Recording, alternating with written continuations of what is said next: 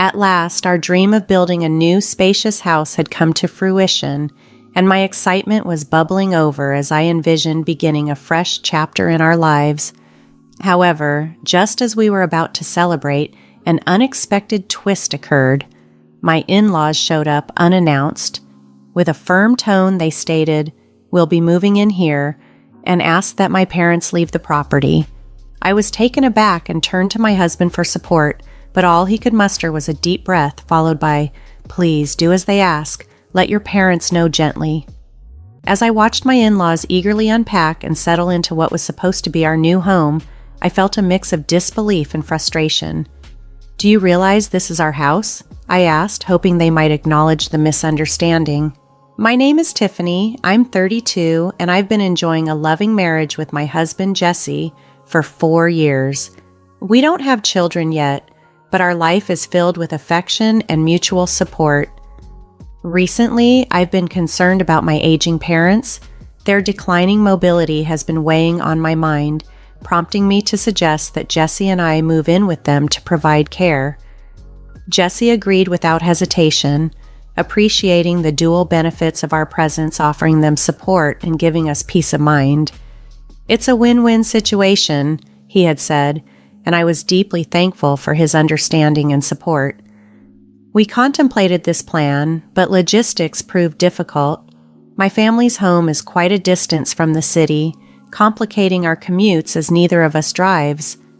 Additionally, relocating my parents to our small city rental wasn't a viable option, especially as it was already cramped for just the two of us, and contemplating future children would only exacerbate the space issue. Faced with these challenges, I proposed a bold solution. Why not build a new home that could accommodate everyone comfortably? Jesse's face lit up at the idea. "That's a fantastic idea," he exclaimed. Energized by his enthusiasm, we embarked on the journey of planning and building a home that would suit all our needs. When I shared the news with my parents about building a home that would accommodate everyone, they initially felt a twinge of guilt for the inconvenience.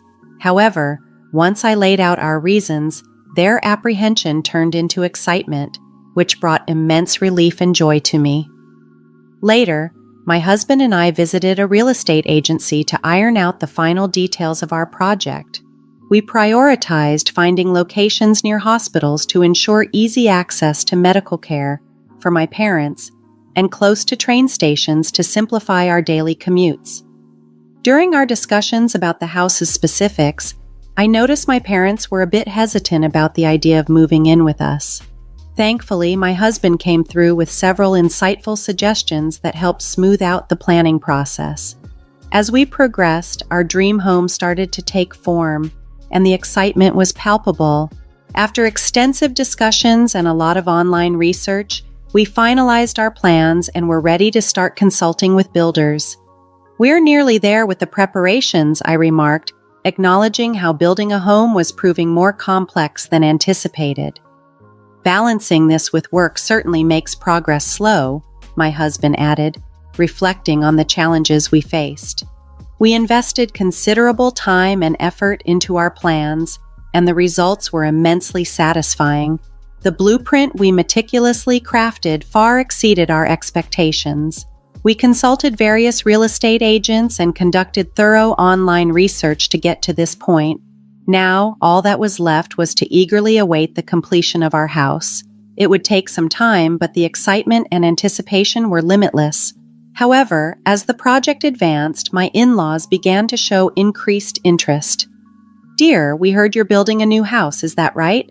they asked one day. "Yes, that's correct. We're aiming to finish it by the end of the year," I replied. "How wonderful.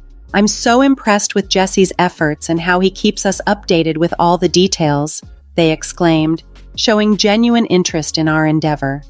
When my mother-in-law expressed a sudden enthusiasm to visit us soon, I was taken aback but agreed happily. Over the upcoming weekend, my husband and I planned a trip to their place.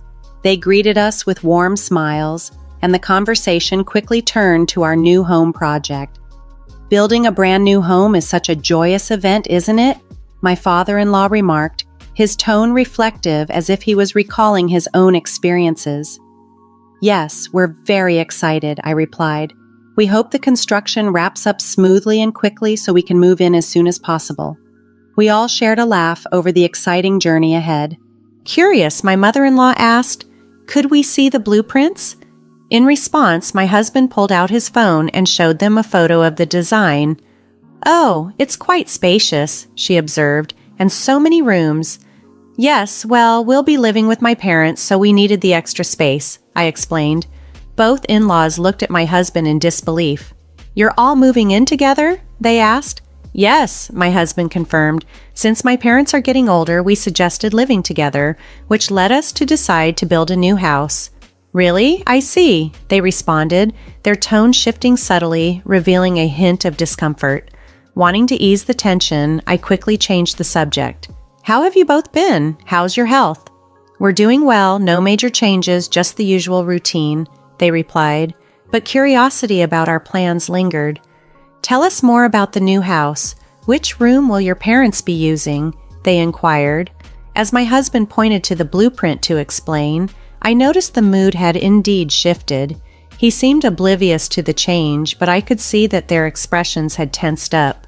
Despite this, we continued discussing the layout, hopeful that our shared excitement for the new beginnings would eventually put everyone at ease. When my in-laws learned that my parents would be moving in with us, I worried they might feel like we were giving my parents special treatment. Despite my slight guilt, I hoped they would understand our decision, considering my parents' needs. However, it was becoming apparent that they were finding it hard to accept. The construction of our new home was moving forward smoothly, and with each visit, we could see it nearing completion. My husband often expressed his excitement about moving in quickly, but, like him, I was torn between eagerness for our new start and a desire for everything to be just right. Halfway through the construction, my parents came to see the progress. Their delight and gratitude made me deeply thankful that we could provide this new home for them. Meanwhile, I noticed that my husband had been visiting his parents almost every weekend recently. "Are you planning to visit your parents again this weekend?" I asked him. "Yeah, I am," he replied. I remarked on his frequent visits since the beginning of the year, to which he responded, "I want to show my appreciation to them as well. That's why I've been making an effort to visit them on my days off." Understanding his intentions, I asked, "Should I come along?"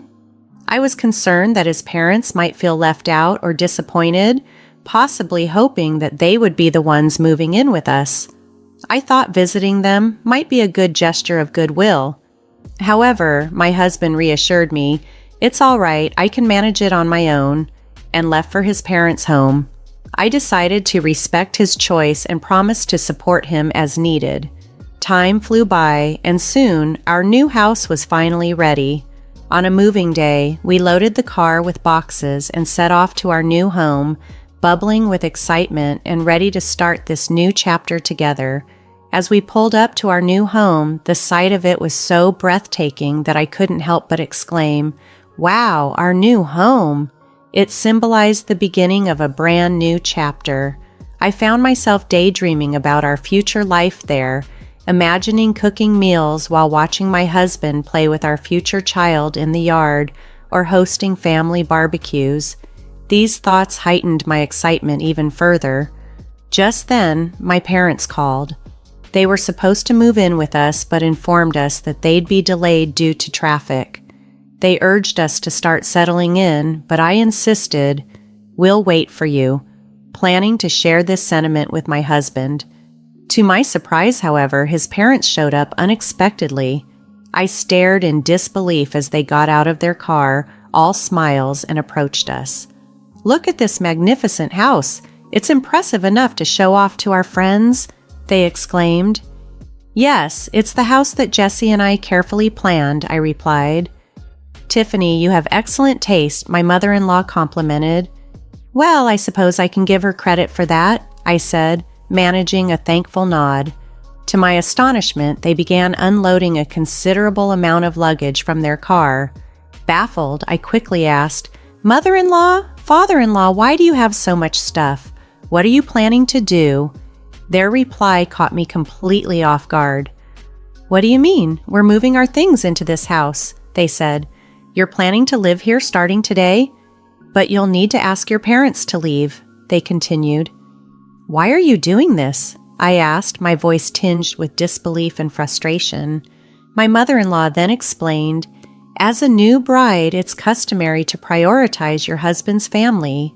The unexpected twist left me struggling to reconcile the joy of our new beginning with the sudden challenge of balancing family expectations and our carefully laid plans.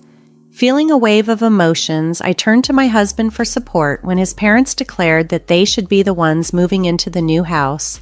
Taking a deep breath, he told me, "Just let your parents know gently." I felt a rush of disbelief. This house was intended for me and my parents. "I can't accept this decision," I protested. His response came with visible irritation. "Didn't my mom just explain that it's natural for a wife to prioritize her husband's family? We can address your parents' situation later." I was stunned. It was painfully clear that my husband was either under heavy influence from his parents or shared their views, which were now glaringly apparent. "Come on, help with the moving," he urged as his parents began unloading their belongings, despite my parents and I not having set foot inside the house yet. "Oh, how wonderful! The interior is just splendid!" they exclaimed, eagerly exploring the house. I confronted them. "Do you even know whose house this is?" "What?" they responded, clearly taken aback.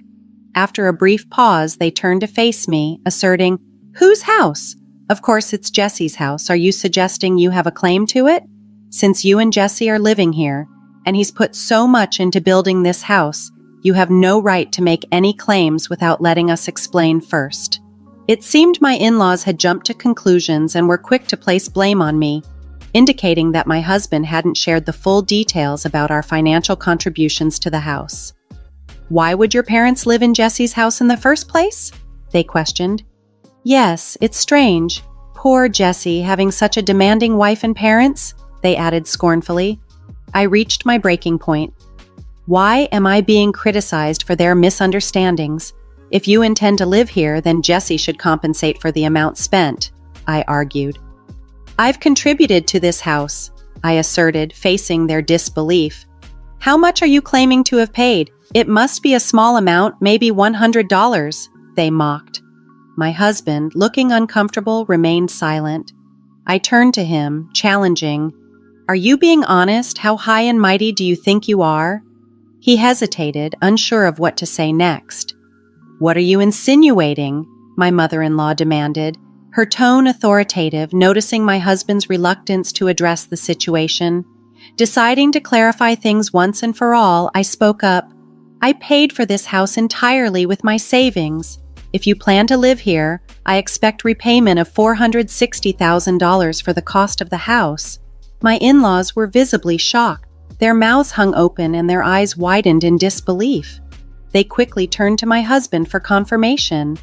"Jesse, is this true? Did Tiffany buy this house?" they asked, struggling to grasp the reality of the situation. My husband nodded a slight affirmation. "Yes, Tiffany bought the house. She was promoted recently and now earns more than I do." He then admitted something more personal. "But even though I've been working for a long time and graduated from a prestigious university, I made a significant mistake at work. I can't be promoted and even had a pay cut. Now I'm earning as much as a new employee." The room fell silent as they processed this news. We never imagined Jesse would be in such a situation. After a moment of stunned silence, their attitude toward me shifted dramatically. "Tiffany, we're truly sorry for our earlier comments. We misunderstood everything.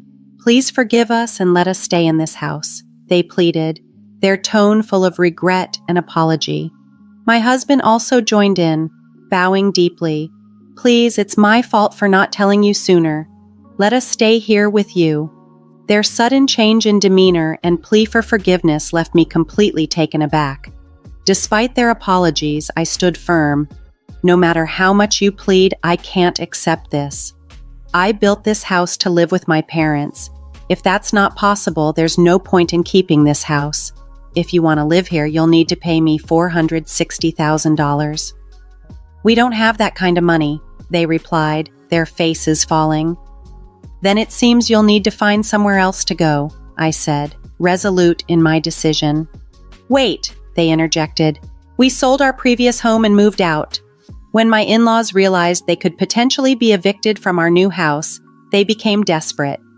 Tiffany, please let us stay. Your parents can live with us too, they pleaded. The thought of living under one roof with both sets of parents seemed unmanageable to me. I can't agree to that. If you sold your house, you must have some funds left. Why not use that to find a flat? I asked. At this, tears welled up in their eyes. The truth is, we lost a significant amount in a bad investment. The money from selling our house and our retirement savings went toward paying off that debt. We have nothing left. I'm retired and my wife has been a housewife for years, so she can't work at this age. You're our only hope, they confessed. Despite their heartfelt plea, I felt that the situation was a result of their financial mismanagement. If you need help, shouldn't you be asking your son for support? I'm not in a position to support strangers, I replied.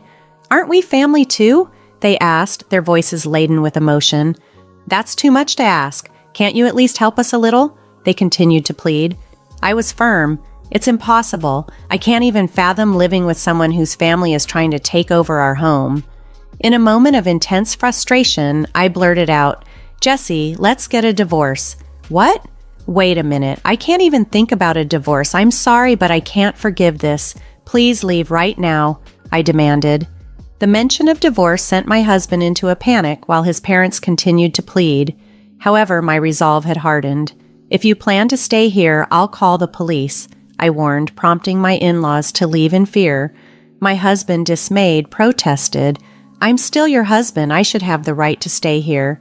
If you insist, I'll take legal action, I replied firmly. Realizing that a lawsuit could jeopardize his job, he quickly gathered his belongings and left. Shortly after he departed, my parents arrived, confused by his absence. They were shocked when I explained the situation, but expressed their gratitude. Thank you for standing up for us, they said. I wished my husband had been more understanding, but I was relieved to have distanced myself from such a selfish in-law family, especially before our child was born. The divorce process proceeded smoothly, and I soon found myself single again. Now, I enjoyed peaceful days in our newly built house with my parents, grateful for the tranquility that had replaced the chaos.